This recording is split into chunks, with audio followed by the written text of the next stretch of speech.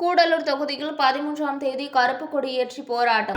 நான் இது சம்பந்தமா அனுமதி கேட்டு நான் ஒரு கடிதம் கொடுப்பேன். இன்னைக்கு நம்ம என்ன முடிவு எடுத்திருந்தாலும் இந்த மாதிரி நாங்கள் போராட்டம் பண்ணுறதுக்கு ஒரு நாள் எங்களுக்கு அனுமதி கொடுக்கணும்னு ஒரு லெட்டர் கொடுப்போம். அதில் என்ன மென்ஷன் பண்ணுவோம்னா, நீங்கள் தேர்தல் நடத்தை விதிமுறைகள் இருக்கின்றனால எனக்கு அனுமதி தர மாட்டேன்றீங்க மக்களுக்கு, அதே விதிமுறைகள் அதிகாரிகளுக்கும் பொருந்தும். அப்போ அந்த அதிகாரி மட்டும் எப்படி நடத்தை விதிமுறைகள் அமலில் இருக்கும் பொழுது இந்த மாதிரி ஒரு கருத்தை வெளியில் மக்கள் மத்தியில் கொண்டு வந்து அதுக்கு ஒப்பீனியன் கேட்குற அந்த இது மட்டும் நடத்தை விதிமுறைகளுக்கு உட்பட்ட விஷயமா?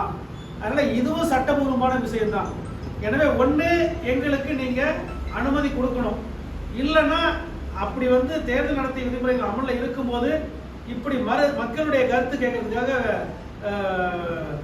வேக வேகமாக ஒரு இதை வெளியில் கொண்டு வந்துட்டு தமிழ்நாடு அரசு வனத்துறையின் சார்பாக தமிழகத்தில் சுமார் 42 இடங்கள் யானைகள் வழித்தடமாக கண்டறியப்பட்டுள்ளதாகவும் அது குறித்து மக்கள் தங்கள் கருத்துக்களை பதிவு செய்ய வேண்டும் என்று ஒரு அறிக்கையினை வெளியிட்டிருக்கிறார்கள். இந்த அறிக்கை 29ஆம் தேதி வெளியிடப்பட்டதாக சொன்னாலும் 2ஆம் தேதி தான் மக்களுடைய பார்வைக்கு செல்கின்றது. அதிலும் 161 பக்கம் கொண்ட இந்த அறிக்கை முழுவதுமாக ஆங்கிலத்தில் தயார் செய்யப்பட்டு மிக வேக வேகமாக பின்வாசல் வழியாக இந்த திட்டத்தினை செயல்படுத்துவதற்கு தமிழ்நாடு அரசு வனத்துறை முயற்சி செய்கின்றது என்ற ஒரு அச்சத்தினை மக்கள் மத்தியில் ஏற்பட்டிருக்கிறது.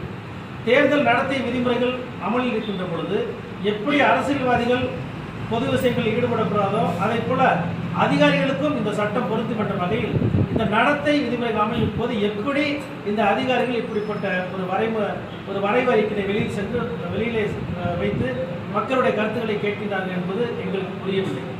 இந்த திட்டத்தினால் கூடலூரில் இருக்கக்கூடிய சுமார் 70% மக்கள் வாழக்கூடிய பகுதி, மக்கள் இருக்கக்கூடிய பகுதி யானைகளுடைய வழித்தடமாக மாற்றப்பட்டு அந்த மக்கள் அனைவரும் அந்த பகுதியிலிருந்து வெளியேறக்கூடிய ஒரு அபாயகரமான சூழலை தமிழ்நாடு வனத்துறை இன்றைக்கு ஏற்படுத்தியிருக்கின்றது. எனவே இது குறித்து அரசுடைய கவனத்திற்கு எடுத்துச் செல்லவும், மீண்டும் இந்த வரைவு அறிக்கையினை மக்கள் மன்றத்திற்கு தேர்தல் முடிவுகள் வந்த பிறகு மக்கள் மன்றத்தில் எடுத்துச் சென்று அவருடைய கருத்துக்களை கேட்கும் விதமாக தெரிவிக்க வேண்டும் என்பது பொதுமக்களுடைய கருத்து.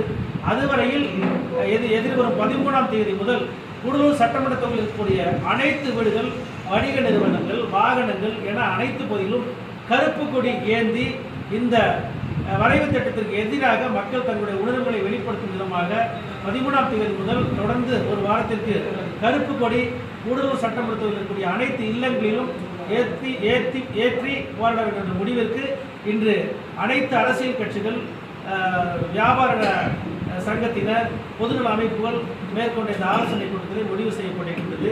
எனவே தமிழ்நாடு அரசு, தமிழ்நாடு வனத்துறை தங்களுடைய இந்த தவறான முடிவை பின்வாங்கி நல்ல முடிவினை மேற்கொள்ள வேண்டும் என்று சட்டமன்ற உறுப்பினர் முறையில் கூடலூர் மக்கள் சார்பாக இந்த கோரிக்கையினை வைக்க நான் கடமைப்பட்டிருக்கிறேன்.